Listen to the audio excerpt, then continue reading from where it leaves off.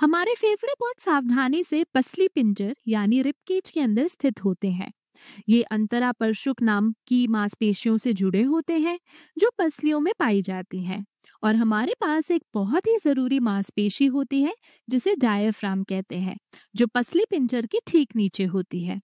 अब ये दोनों मांसपेशियां हमारी सांस लेने की प्रक्रिया में बहुत महत्वपूर्ण भूमिका निभाती हैं। हमने पहले सांस लेने के यंत्रवत तरीके में इसके बारे में पढ़ा है ना? ये मांसपेशियां संकुचित और शिथिल होती हैं और इसी से हम सांस अंदर लेते हैं और बाहर छोड़ते हैं। लेकिन जैसे हमारे शरीर की बाकी मांसपेशियां बिना मस्तिष्क से आए संकेतों के काम नहीं करती, वैसे ही ये भी नहीं करती। अब इससे पहले कि मैं बताऊं कि मस्तिष्क का कौन सा हिस्सा इन मांसपेशियों को नियंत्रित करता है, मैं आपसे एक सवाल पूछना चाहती हूँ। आपके हिसाब से सांस लेना एक स्वैच्छिक प्रक्रिया है या अनैच्छिक? यानी क्या आपके पास इस पर नियंत्रण होता है या ये अपने आप होती हैं? ठीक है, मैं मदद करती हूँ। सोचिए, जब आप तैरते हैं और पानी के अंदर होते हैं, तो आप अपनी मर्जी से कुछ समय तक सांस रोक सकते हैं, है ना? इसका मतलब है कि आपके पास सांस पर नियंत्रण है, यानी ये स्वैच्छिक है। लेकिन फिर सोचिए, जब आप सो रहे होते हैं, तब क्या आप सांस लेने की कोशिश करते हैं? नहीं, तब सांस अपने आप चलती रहती है, यानी ये अनैच्छिक है। अब अगर आप थोड़ा भ्रमित हो गए हैं, तो चलिए मैं स्पष्ट कर देती हूँ। सांस लेना दोनों होता है, स्वैच्छिक भी और अनैच्छिक भी। लेकिन इस वीडियो में हम सिर्फ अनैच्छिक नियमन की बात करेंगे, क्योंकि हमारा पाठ्यक्रम यही कहता है। तो चलिए शुरू करते हैं। सांस लेने का अनैच्छिक नियंत्रण। अब मैं आपको बताती हूँ कि मस्तिष्क का कौन सा हिस्सा इस प्रक्रिया को नियंत्रित करता है। तो जैसा आप स्क्रीन पर देख पा रहे हैं, मस्तिष्क का निचला हिस्सा, जिसे पोन्स और मेडुला ऑब्लोंगेटा कहा जाता है, उसमें कुछ विशेष तंत्रिका कोशिकाओं के समूह होते हैं जो सांस लेने वाली मांसपेशियों को नियंत्रित करते हैं।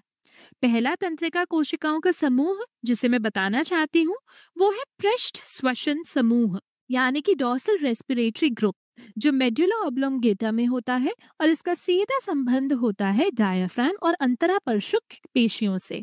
अब इस पृष्ठ श्वसन समूह की एक खास ताकत है, ये लगातार तंत्रिका आवेग भेजता रहता है, जिससे ये मांसपेशियां संकुचित होती हैं। और मांसपेशियों के संकुचन का मतलब होता है सांस अंदर लेना, यानी कि इनहेलेशन या अंतः श्वसन। पर संकुचन की भी कोई हद होती है ना? एक समय के बाद तो सांस बाहर भी छोड़नी पड़ती है। अब ये मांसपेशियां तभी सांस छोड़ेंगी जब तंत्र का आवेग आना बंद हो जाएगा। और यही काम करता है एक विशेष केंद्र जो पॉन्स में होता है, जिसे श्वास प्रभावी केंद्र कहा जाता है। ये एक तंत्रिका कोशिकाओं का समूह है जिसका काम सिर्फ पृष्ठ श्वसन समूह को बंद करना है, और वो भी 3 से 5 सेकंड तक।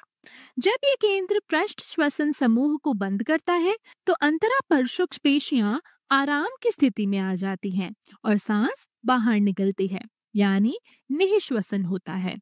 ये श्वास प्रभावी केंद्र पृष्ठ श्वसन समूह को हर मिनट लगभग 12 से 16 बार बंद करता है, और इसी वजह से हमारी सांस लेने की दर नियमित रहती है। सांस अंदर, सांस बाहर, बार बार। फिर से एक बार दोहराती हूँ। पृष्ठ श्वसन समूह केवल मांसपेशियों को संकुचित होने का संकेत भेजता है, यानी सिर्फ सांस अंदर लेने का।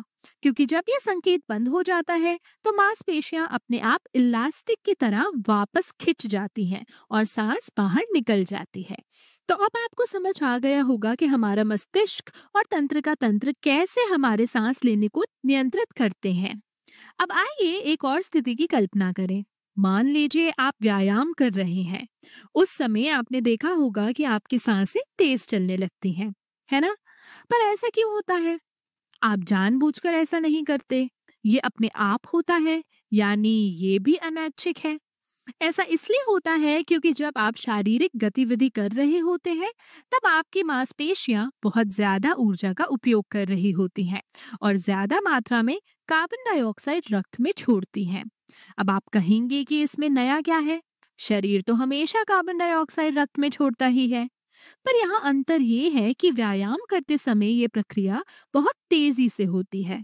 अब ये कार्बन डाइऑक्साइड का बढ़ना अच्छा नहीं होता, क्योंकि ये रक्त का पीएच घटा देता है, यानी उसे अम्लीय बना देता है। क्योंकि जब कार्बन डाइऑक्साइड पानी में मिलती है तो वो हाइड्रोजन आयन यानी कि H+ और बाइकार्बोनेट आयन में टूटती है, और H+ की मात्रा बढ़ने से रक्त अम्लीय हो जाता है। अब इस बढ़ी हुई अम्लता को पहचानने के लिए हमारे शरीर में संवेदक होते हैं। एक संवेदक का समूह हमारे हृदय की धमनियों में होता है, ग्रीवा धमनी यानी कि कैरोटिड आर्टरी, और महाधमनी चाप यानी कि एओर्टिक आर्च में।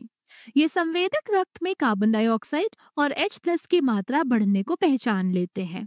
ये फिर तुरंत संकेत भेजते हैं हमारे मस्तिष्क के निचले हिस्से को, और क्योंकि ये संवेदक रक्त की रासायनिक संरचना को पहचानते हैं, इन्हें रसायन ग्राही यानी कि कीमोरिसेप्टर्स कहा जाता है। तो एक रसायन ग्राही का समूह हृदय की धमनियों में होता है, इन्हें परिधीय रसायन ग्राही कहा जाता है। दूसरा समूह होता है मेडुला ऑब्लोंगेटा के पास, जो मस्तिष्क मेरु द्रव यानी कि सेरिब्रोस्पाइनल फ्लूइड में अम्लता बढ़ने को पहचानता है, क्योंकि कुछ मस्तिष्क के भागों में रक्त सीधे नहीं पहुंचता। तो रक्त कुछ जरूरी तत्व द्रव में स्थानांतरित करता है, जिसे हम मस्तिष्क मेरु द्रव कहते हैं, और वहां के रसायन ग्राही उसे महसूस करते हैं। तो अब हमें दो तरह के रसायन ग्राही दिखे, एक मेडुला में केंद्रीय रसायन ग्राही, और दूसरा ग्रीवा धमनी और महाधमनी चाप में परिधीय रसायन ग्राही। अब सवाल ये है कि जब ये संवेदक इस बदलाव को पहचान लेते हैं तो वो क्या करते हैं? ये संकेत भेजते हैं सीधे श्वास प्रभावी केंद्र को। अब श्वास प्रभावी केंद्र मदद करता है, ये पृष्ठ श्वसन समूह को और जल्दी जल्दी बंद करना शुरू कर देता है, ताकि अंतः श्वसन और निःश्वसन तेजी से हो सके। इसका मतलब है कि हम तेज सांस लेने लगते हैं।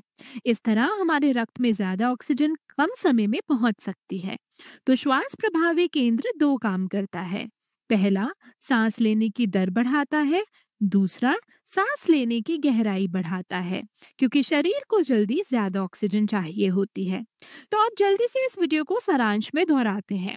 हमने सीखा कि श्वासन यानी कि ब्रीदिंग अनैच्छिक होती है, और इसमें दो तरह का नियंत्रण होता है, तंत्रिक या न्यूरल और रासायनिक।